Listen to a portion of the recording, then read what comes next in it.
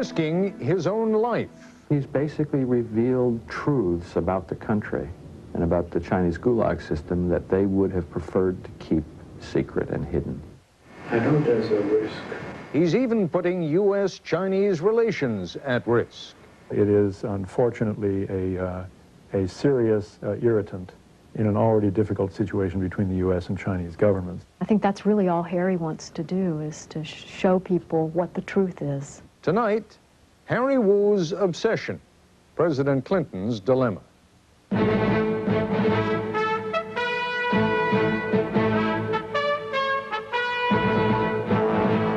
This is ABC News Nightline. Reporting from Washington, Ted Koppel. There is, in a current commercial, a throwaway brain teaser along the lines of, sure, you're 1 in a million, which means that there are only 1,000 people just like you in China. Actually, it'd be more like 1,200, since the population of China is now around 1.2 billion, which is a number that drives American entrepreneurs to distraction. After all, if you could just tap into 10% of the Chinese market, you'd be talking about 120 million customers. It hasn't worked out that way, of course. In 1993, for example, the U.S. sold almost 100 times as much to Great Britain as to China. And actually, relations between China and the United States were a lot better 2 years ago than they are today. China has recalled its ambassador from Washington and has refused to receive the new U.S. ambassador.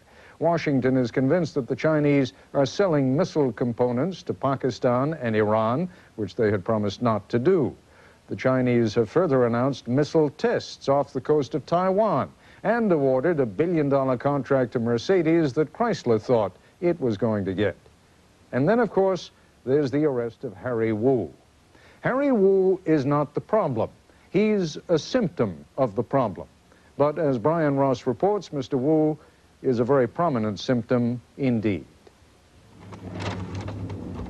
3 times before, Harry Wu had been able to sneak into China with his hidden cameras.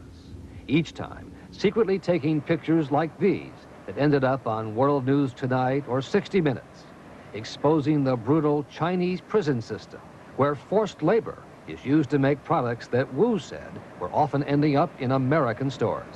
You make money, you make profit from these people's lives. You have to feel guilty.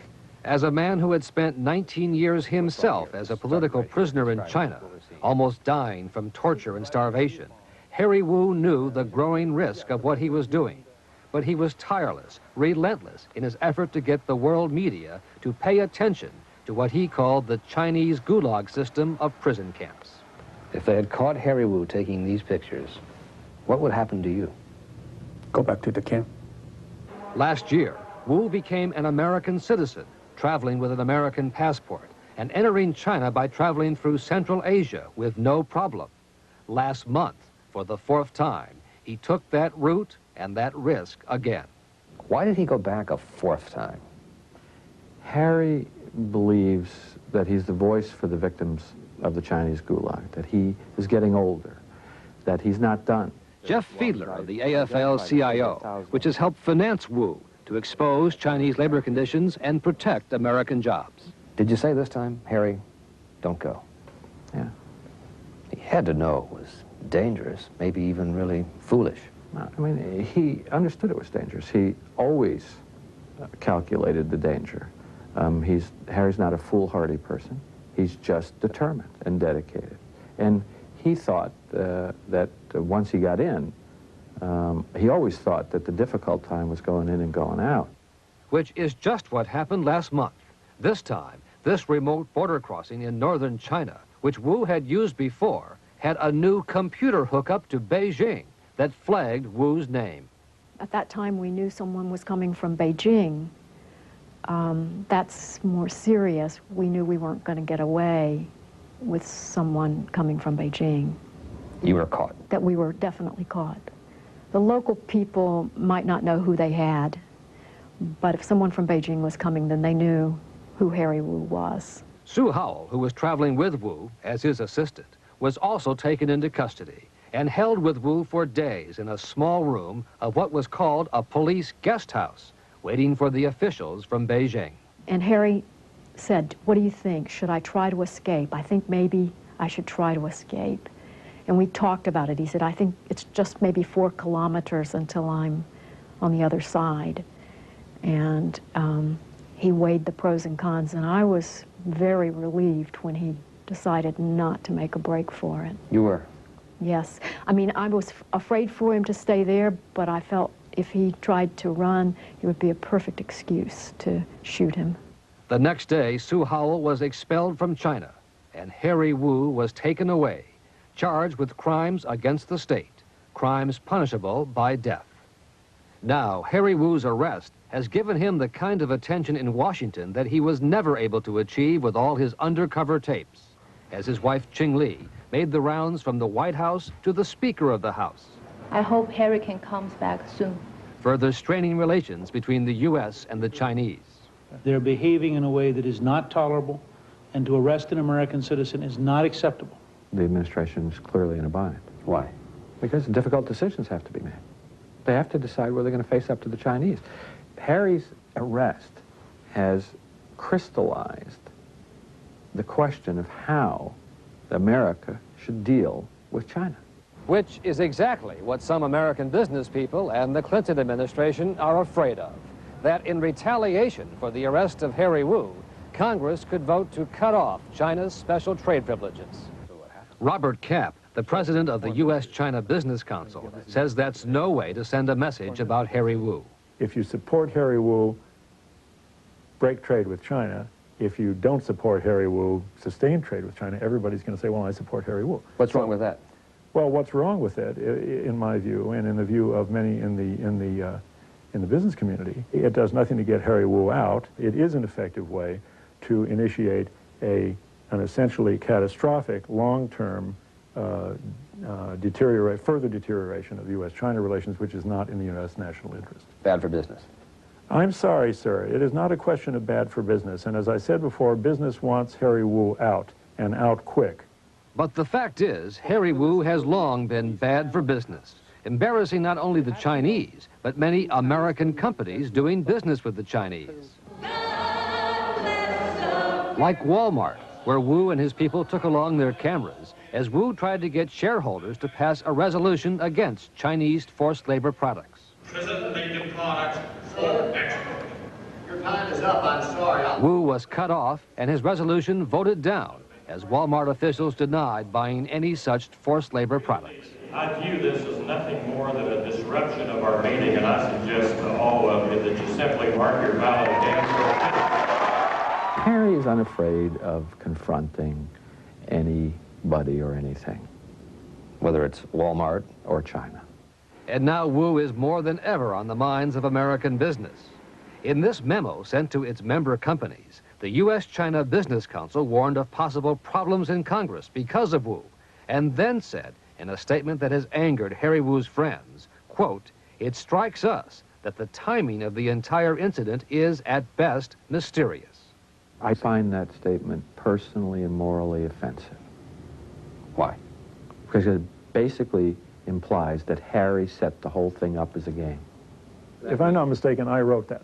Kapp says he wasn't talking about Harry Wu, but about the Chinese.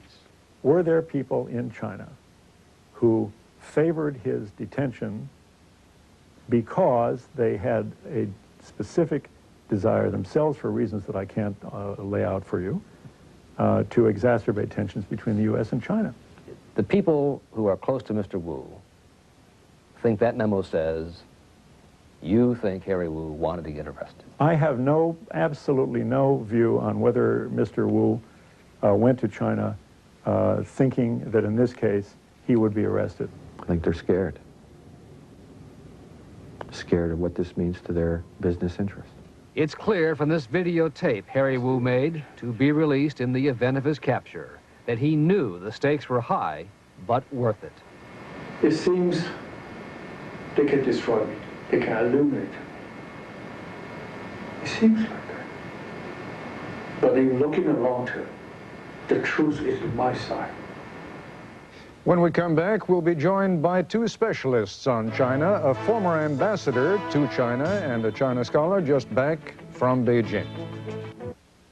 Joining us now from Denver International Airport, where he is quite literally between planes, James Lilly, Director of Asian Studies at the American Enterprise Institute. He was ambassador to China for the United States from 1989 until 1991. And joining us from the University of Michigan in Ann Arbor, Ken Lieberthal is a professor and was director of the university's Center for Chinese Studies. He has just returned from a trip to Beijing, so let me begin with you, Professor Lieberthal. How bad are U.S.-Chinese relations right now, and to what degree is that a function of what's happened with Harry Wu, or is Harry Wu's arrest a function of the deteriorating relations? I think both of the above. The state of the relationship is very bad. I think the Chinese now are beginning to think of the U.S. not as a basically cooperative partner with whom they have problems, but rather as increasingly as a long-term adversary. And they see evidence in various places that the U.S. real strategy in their minds is one to contain, weaken, isolate China. And the American reaction to Harry Wu's arrest, a reaction that included a comment by the Speaker of the House calling for trade sanctions against China and for American recognition of Taiwan as an independent country, those kinds of reactions, I think, simply fed the arguments of those in Beijing who take the dimmest possible view of the future of Sino-U.S. relations. Ambassador Lilly, to what degree are the Chinese, those who believe what Professor Lieberthal has just said, being a little bit too kind? In other words, do you think that the United States at the moment has an active China policy, and if so, what is it? I think the United States has to get this Harry Wu case under control. He's a brave man. He has a martyr complex in the true Chinese condition. But I think we have to raise him as part of a commitment on both sides to improve the relationship. We have to handle it without most favored nation linkage and without ostentatious pressures. When you talk about most favored nation linkage, you are referring to something that actually comes before the House of Representatives tomorrow. The House may or may not vote tomorrow on whether to continue giving most favored nation treatment in trading policy to China. How devastating do you think it would be if indeed the House were to vote against most favored nation treatment? Well, I think it would be a disaster, but as you know, this has happened before. The House voted during the Bush administration against most favored nation, and President Bush vetoed it. The question now is whether President Clinton would veto it and push on his most favored nation extension for China. It puts him on the spot. You were diplomatic enough, I guess, as a former diplomat, to avoid the direct thrust of my question to you before, which was whether indeed you perceive there to be a real China policy, or whether in fact things are just drifting right now between Beijing and Washington. Well, let me put it this way, Ted. I think that we can establish a China policy now, but the first step is a resumption of United States-Chinese strategic dialogue. We've got to get to these anomalies in our relationship, understanding, exchanging on a new security arrangement in Asia, dealing with the whole problem of containment of China versus constructive engagement, confidence-building measures, and defense conversion. We've got to deal very frankly with the PRC military buildup, its power projection, versus a multilateral handling of this, and peace with its neighbors. We have a whole series of things we have to deal with in China, plus the fact we have to urge the Chinese to resume cross-state talks with China, with Taiwan immediately. Great progress has been made in these cross-strait talks with Taiwan and China, and it's been broken off by China. It should be started again right away. Professor Lieberthal, we've been focusing primarily on the U.S. side of the equation, but to what degree is the current tension a function of the Chinese government itself being in transition, waiting in effect for Deng Xiaoping to die? I think this is a time in Beijing where it's hard to get bold moves to build bridges to the United States. Every leader there is taking care to protect his nationalist credentials. Each wants to appear strong and wants to preserve China's honor and their own integrity. And so it's not a time when you have a man like Deng Xiaoping, an utterly commanding presence, who can sweep aside the day-to-day issues and say we have a strategic interest here that we really must put up front and to which we must adhere. So I think on the Beijing side there are problems in this relationship too. It's not solely Washington's fault. Gentlemen, we're going to have to take a short break. We'll be back with more in a moment. And we're back once again with former U.S. Ambassador James Lilly and China scholar Kenneth Lieberthal. Professor Lieberthal, the People's Republic of China, the government in Beijing, was absolutely livid when the president of Taiwan was permitted to come into the United States for the purpose of, what did he do, deliver a commencement address or receive an honorary doctorate? Why were they so furious about that? The people in Beijing are worried sick about the possibility that Taiwan will declare independence. As Taiwan has democratized, politicians there increasingly play to public sentiment, and the rhetoric has moved Taiwan more and more in the direction of a more independent stance. I think Beijing's biggest problem with this is they don't know how to react to it. They just don't know how to bring it under control, and yet no Chinese leader thinks that he politically can survive simply allowing Taiwan to go independent. The U.S. stepped into this picture in allowing the president of Taiwan, Lee Teng-hui, to come to the United States for a private visit.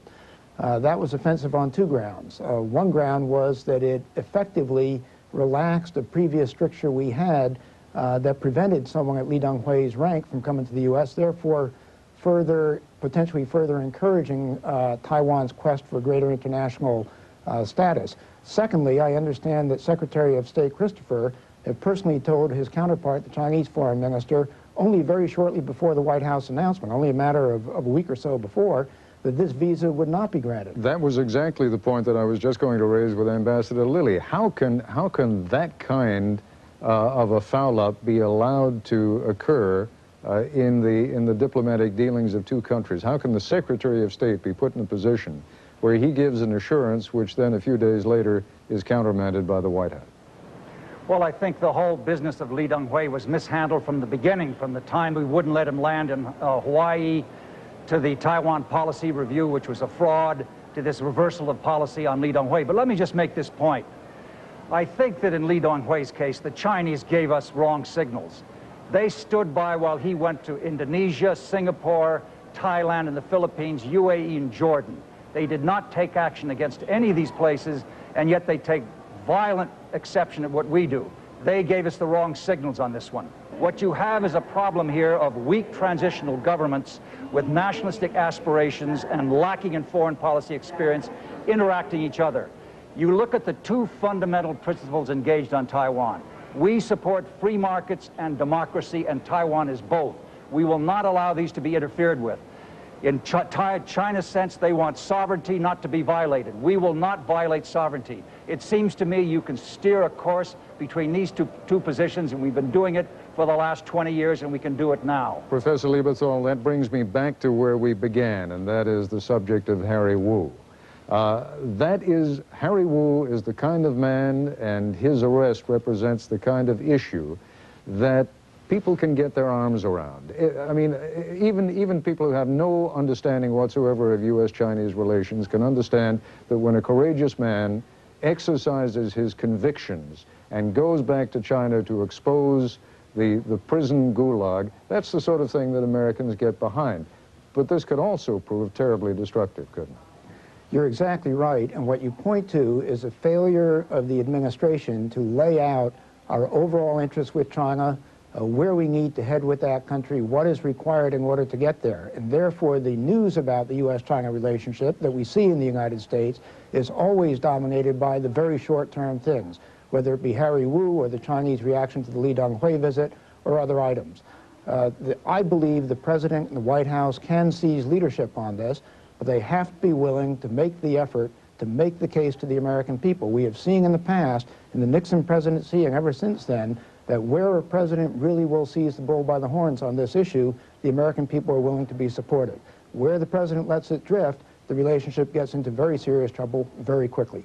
A very quick question to both of you. I mentioned at the beginning of the broadcast that there has been this illusion of a market of 1.2 billion people in China. And I think part of the frustration among the American public, and certainly in the U.S. Congress, is due to the fact that somehow this image of this gigantic market has never really come into reality for the United States. They sell an awful lot more here than we sell over there. Ambassador Lilly, how much of a problem is that?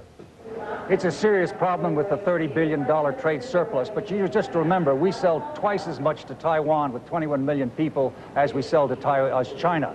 We've got to deal with the specific problems of market access, intellectual property right protection, China entry into GATT, and adherence to world standards. Those are the problems. We should address them directly. Professor Lieberthal, a quick comment, and it'll have to be the last one, I'm afraid, on that same issue. I agree with that. The major allure of the China market is that China remains the most rapidly growing major industrial economy in the world. It has done so for more than 15 years. The projections are for continuing high rates of growth, and so presumably patience and good political relations will let us participate in that effectively. And yet at no time over the past few years has the promise turned into reality for the United States. Why not? Well, that's not strictly true. If you talk to the people in the American aircraft industry and American telecommunications and other major sectors, they'll tell you a different story. But certainly in terms of overall trade, yes, it hasn't progressed as rapidly as any of us would like. And yet, at this very moment, the Chinese are threatening their contract with Boeing, which is, of course, one of the biggest that exists. Inevitably, politics laps over into the economic sphere. A very bad political relationship, inevitably over time, will harm our commercial interests in China. Professor Lieberthal, Ambassador Lilly, thank you both very much indeed. Thank you. I'll be back in just a moment.